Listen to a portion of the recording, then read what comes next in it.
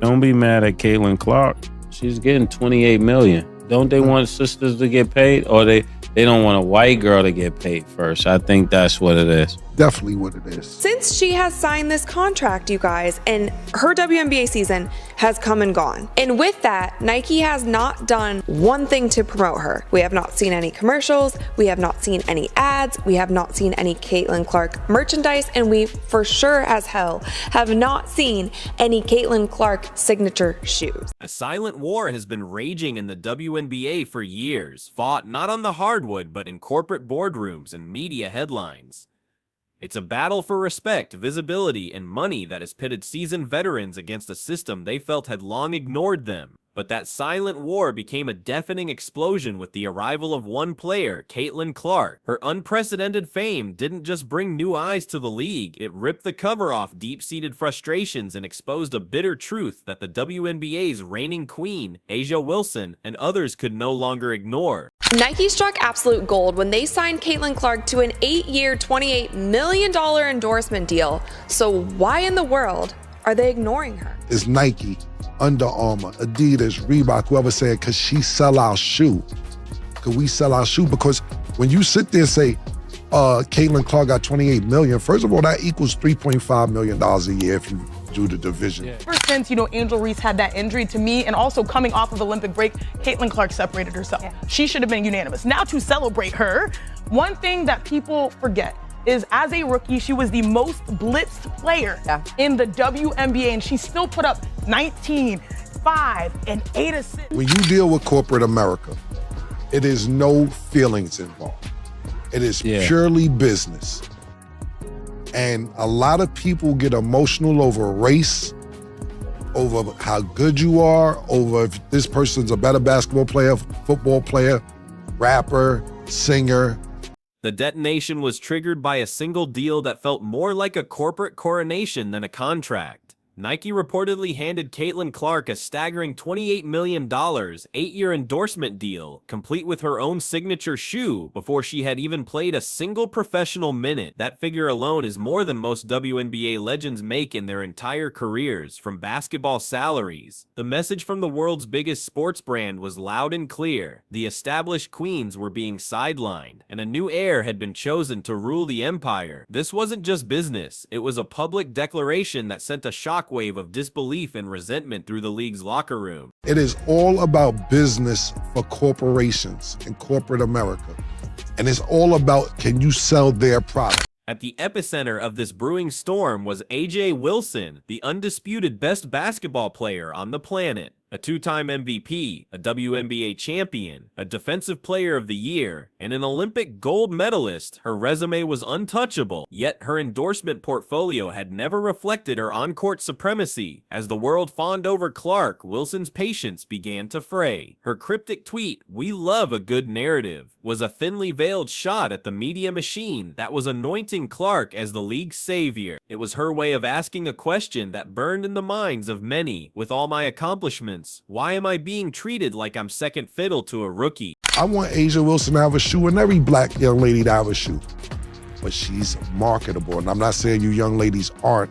You said A'ja who? A'ja Wilson. A'ja Wilson. So from the Aces? Yes. That's what everybody's mad Oh about, my because she doesn't have a Yeah, sneaker. that does make sense. Right. So I'm not saying she's not marketable, but people are up in a frenzy, and nobody was paying attention when I was talking about this during the NCAA tournament, not the sneaker part. Conversations with people in the know, it indeed has something to do with the WNBA MVP and Nike athlete, A'ja Wilson. He reports Nike wants to prioritize A'ja Wilson, and it fears the optics of giving a rookie a signature shoe before an already established star who just won league MVP for the 3rd time. Going at Boston and rolls it in.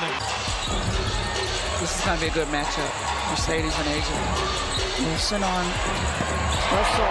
She said, bring it home. Just as the tension was reaching a boiling point, a ghost from the WNBA's past emerged to throw a poison dart. Sheryl Swoopes, the league's original icon and the first female player to ever have a signature shoe, went on a podcast and publicly attacked Clark's legacy, questioning the legitimacy of her college records. The comments were shocking, coming from a pioneer who was expected to uplift the next generation. Instead, she ignited a firestorm of controversy. The backlash was swift and merciless, painting Swoopes as a bitter, jealous veteran unable to accept the new face of the game. It was a messy, deeply personal conflict that fractured the sense of sisterhood within the league. Moving through traffic, through 3 players, 4 all the way in. Dishes off to Coop for the bucket.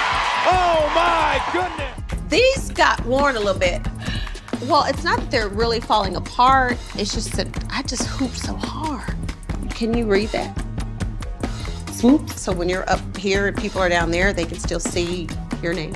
The media, sensing blood in the water, poured gasoline on the fire. Outlets like ESPN and countless social media commentators abandoned nuance and framed the entire situation as a simplistic, drama-filled catfight. Caitlin Clark versus the entire WNBA. Every hard foul was scrutinized, every quote was twisted, and every veteran was portrayed as a hater. This toxic narrative completely ignored the legitimate grievances the players had about pay disparity and marketing bias. Instead, it reduced a complex and important conversation into cheap entertainment, pitting women against each other for ratings and clicks, and in doing so, made the situation infinitely more volatile. Should your scenario take place, Jason, and it steadily declines, I wonder, this actually needs to be studied. What other sports league has diminishing ratings as you get closer to the championship? That would actually embolden the argument that there's a certain guard that now plays in Indiana truly should be the logo of that league. It doesn't make any sense at all. And playing the politics where, oh, we need to release Asia's shoe first. Well, no, it's not Caitlin's fault that you haven't done anything for Asia yet. And maybe think about, why haven't you released something for Asia yet?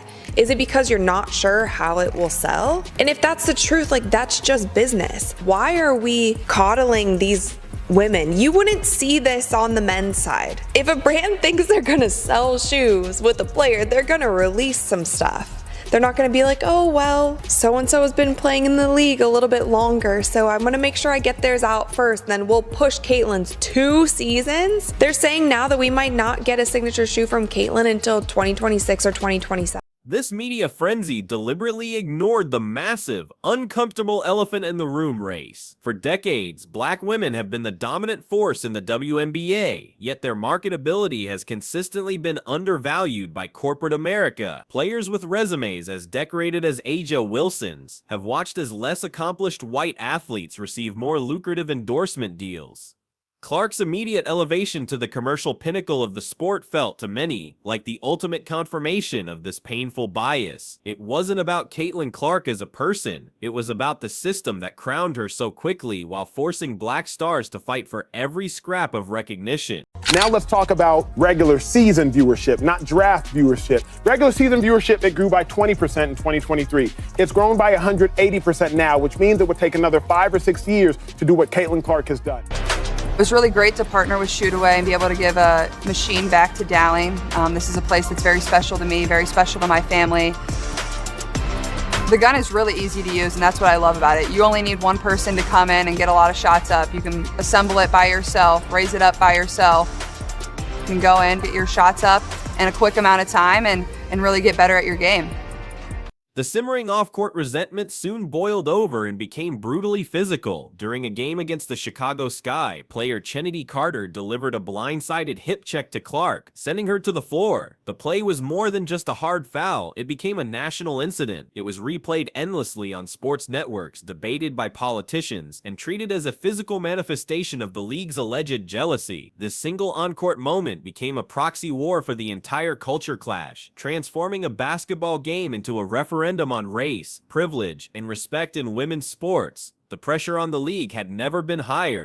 They put out signature Caitlin Clark balls and other merch that literally sold out within minutes of them going live. The hype that Caitlin Clark had going into this season We will not see that again. She came off of playing in a national championship game that had over 20 million people tuned into that game, then going straight into the draft, and then going straight into the WNBA and breaking an insane amount of records. Beneath the surface of this conflict lay a deep generational divide. For the veterans of the WNBA, respect wasn't given. It was earned through years of grueling work in a league that fought for every dollar and every fan. They had built the WNBA with their blood, sweat, and tears, playing overseas in the off-season just to make ends meet. To them, Clark's instant coronation as the face of the league, complete with private jets and multi-million-dollar deals, felt like a violation of an unwritten code. This wasn't just about jealousy, it was about a fundamental disagreement on what it means to earn your stripes in professional sports. Gatorade's legal?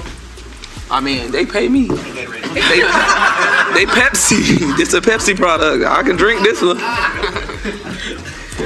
Pepsi. Pepsi. What? They a Pepsi product. Pay my bills. Michael, since we handed off in the middle of your question, why don't you ask your question again to these ladies? I have no issues with Caitlin. Her breaking the record, I think obviously is a tremendous accomplishment. Although, we could get into that discussion also. Come on, if you're racist and you know it, clap your hands.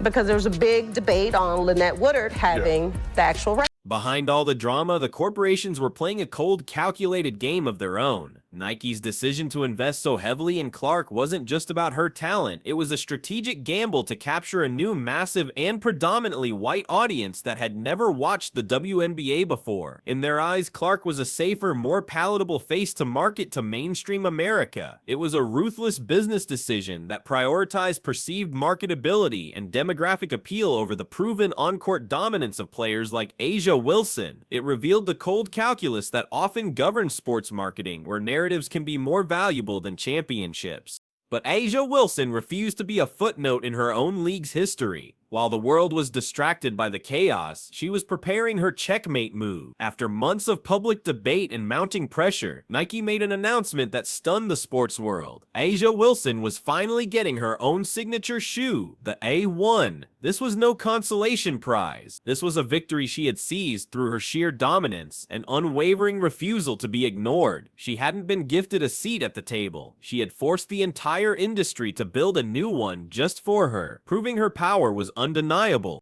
The shockwaves from the Clark and Wilson deals have now triggered a full-blown arms race. The entire power dynamic of the WNBA has been permanently altered. Other superstars like Breanna Stewart, who also has a signature shoe, and explosive guards like Arike Ogunbowale are now armed with newfound leverage. They are no longer willing to accept the status quo. Players are demanding bigger contracts, more marketing support, and their own signature lines. The bitter conflict, ironically, has forced sponsors to finally recognize the league's deep roster of marketable stars, igniting a financial revolution that is lifting all boats. Today, the WNBA is a kingdom ruled by two queens on uneasy thrones. Caitlin Clark remains the media sensation, the commercial juggernaut who brings in record-breaking ratings and sells out arenas nationwide. But A'ja Wilson has solidified her reign as the league's apex predator, the on-court ruler who bent a multi-billion-dollar corporation to her will. The open warfare has quieted into a cold war, a tense coexistence between two massive gravitational forces, each pulling the league in their own direction as they battle for its soul. This painful, public, and often ugly chapter has forever changed the Women's National Basketball Association. The question that remains is whether this was a necessary evil. Did the chaos surrounding Caitlin Clark's arrival ultimately save the league by catapulting it into the mainstream and forcing a long overdue reckoning with its own value? Or has the media-fueled drama, the racial tensions, and the internal fractures created a permanent divide that will haunt the WNBA for years to come? The league got the attention it always craved, but it may have paid a price it is still struggling to fully comprehend.